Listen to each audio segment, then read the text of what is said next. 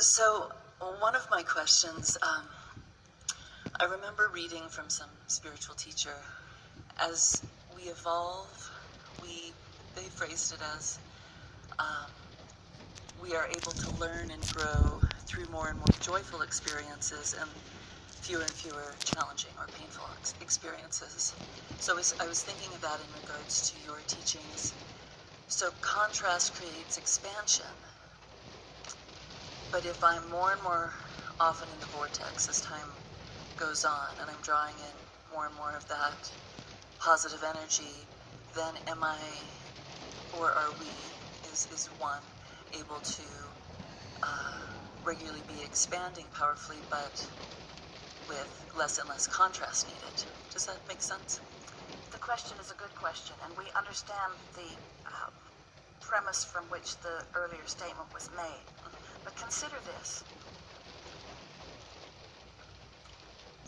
If you are not consciously aware of emotion and what it means, and you are not deliberately aware of the grid as we are describing it today, so you are observing and not observing deliberately, just observing, and things are getting bigger and bigger, so that you know what you don't want, and you know what you do want, and then you really know what you don't want, and then you really know what you do want, and then you really know what you don't want, and you really do not know what you do want. Yeah. Your ability to discern and feel that vibrational spread is whatever it is. So what we are suggesting, we'll make our statement first, and then we'll walk through it until you understand all the depths and levels of what we are meaning by it. Your ability to, everything is perceptual. So if you're not delicately focused on vibration and reaching for subtle improvements, then the larger vibration is necessary for you to understand. It's like it's bigger and bulkier and needs to be. It's a little bit like little children like to stack up bigger toys. They like to play with those big square colored blocks because they can manage them. And later they want Legos. And later they want itsy bitsy Legos.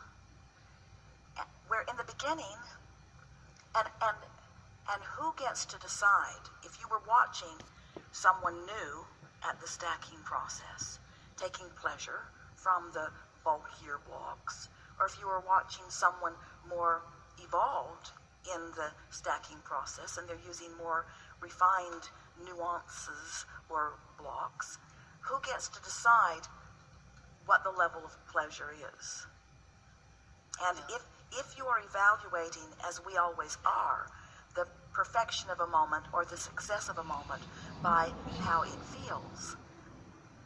So did that sort of make sense in relationship to the question?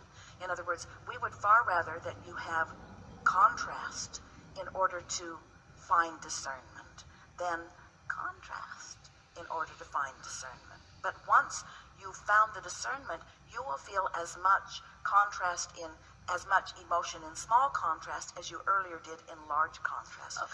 So the premise of the question and answer are not quite valid with the laws of the universe as we know them to be.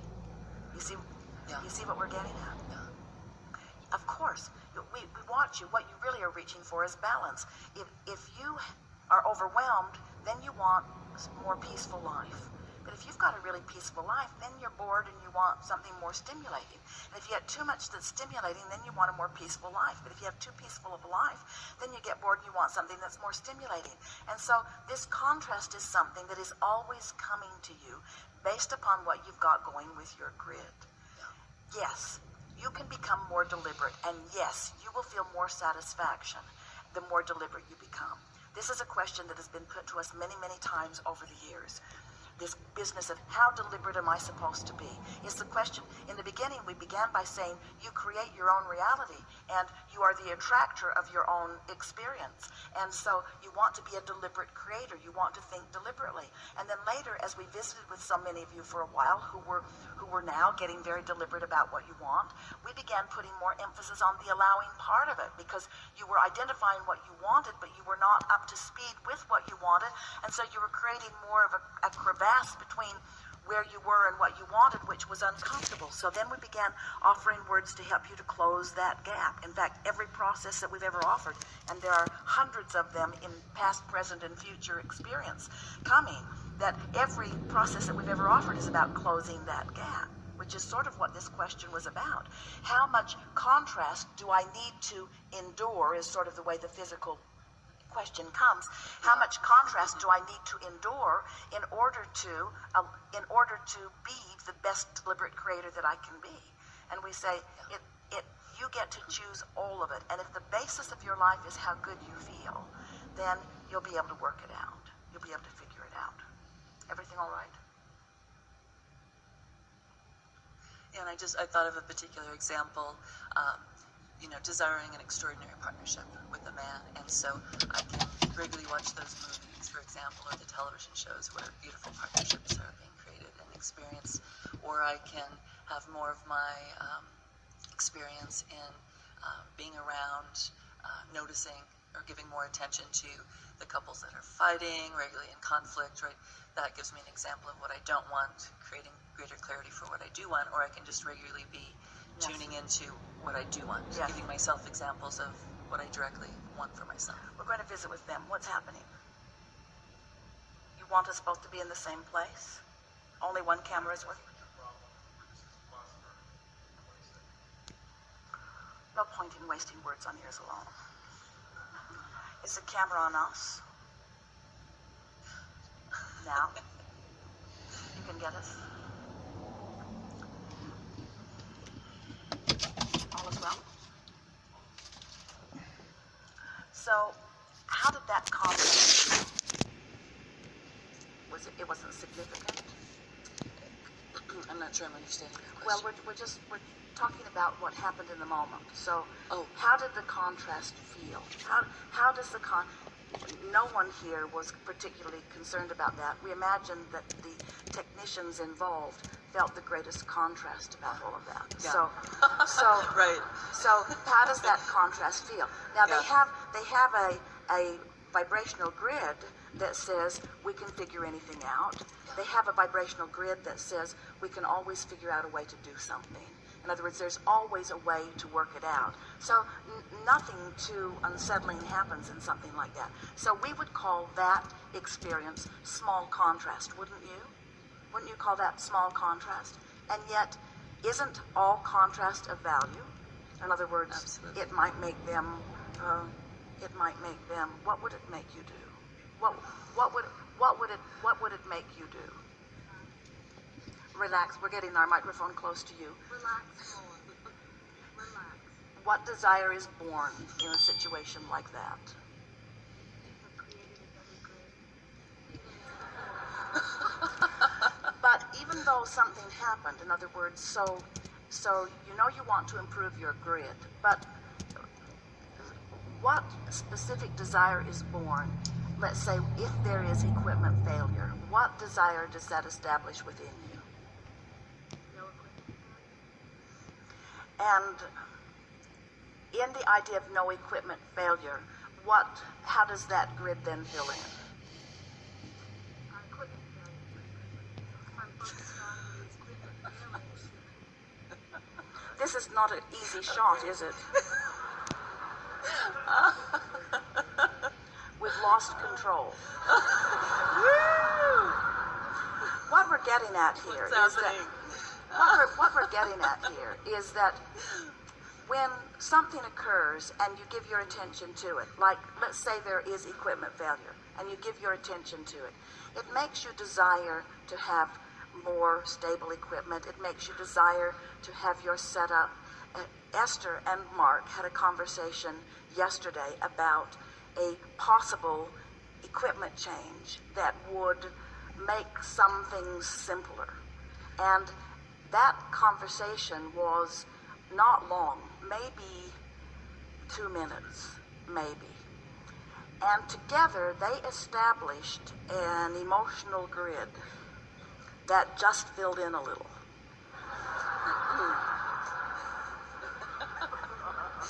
He said, it's my fault. But we say, it's your credit. It's to your credit. In other words, everything is this way.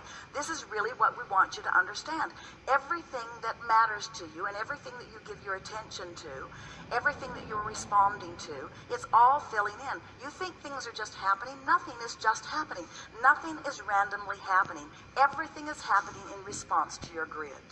And so nothing bad happened here. In other words, nothing happened except more information comes, more thoughts about more things. Right.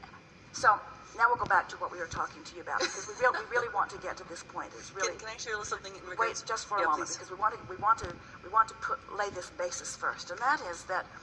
So when you are wanting to be a deliberate creator and you are sifting through contrast and knowing what you don't want and knowing what you do want and establishing your idea of what you do want, the question often comes from people who are listening to us, well, how deliberate should we be? Abraham, do you want us to set goals and really identify what we want, or do you want us to just sit back and chill? You say you want us to put our feet in the water and you want us to pet the cat, you want us to focus on allowing. So we began telling you about step 1, step 2, step 3. Step 1 is the contrast helps you to identify what you want. But if you are not a vibrational match to what you want, then you are sometimes offering resistance that does not allow what you want to flow into your experience. And so people have sort of been struggling a little bit with that. It's the basis of this question.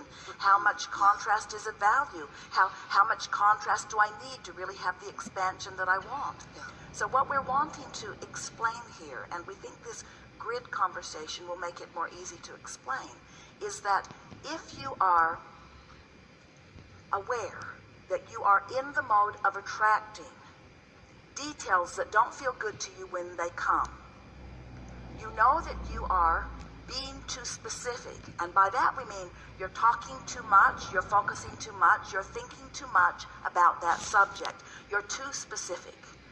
So now what you want to do is become more general. And there is nothing more general than your emotional basis. So what happens is, let us start in this other place. Esther and Mark were having a conversation. And their conversation got quite specific. And it was more specific than Esther could stay up to speed with. But she liked the idea of it. In that conversation, as it got more specific than she was ready for, it became a little uncomfortable and it felt overwhelming to her. So, in the specific conversation, Esther could feel that she was losing her alignment. Very subtle and not something very important to her, but she could feel that she was losing her alignment a little bit. So our encouragement, when you recognize that that is happening, is to get as general as you can. So Esther goes back to the thoughts. Things are working really well. They always figure out what to do. We have a really good setup happening here. It's taking them more time to set it up than is pleasing to Esther. They are hauling a lot of equipment. A lot of people are flying in. They spend many hours before you come stringing wires and making sure that everything is working just right. And so out of all of that, Esther is always longing for a simpler setup for them. So in the specifics, when you begin to feel yourself getting out of alignment, if you go back to the general statements, such as, it's working, we'll figure it out as we go. In the general statement, there is less resistance always than in the specific statement. So the rule of thumb that we've been offering is be as specific as you can be and still feel good. So then we notice, and you notice too, that when you're general for very long, first of all, is sort of a not very important point to discuss, because you can't hold yourself general for very long, because the grid will begin to fill in with more specifics. But as you go general, and you feel good while you are general, we'll talk more about that if you want more specifics, the grid begins to fill in with more specifics that feel good, like the general grid that you've established. And then, as you focus upon those specifics in a more general way, with your emotional ear to the ground, that you want to feel good while you're being more specific, then more specifics come.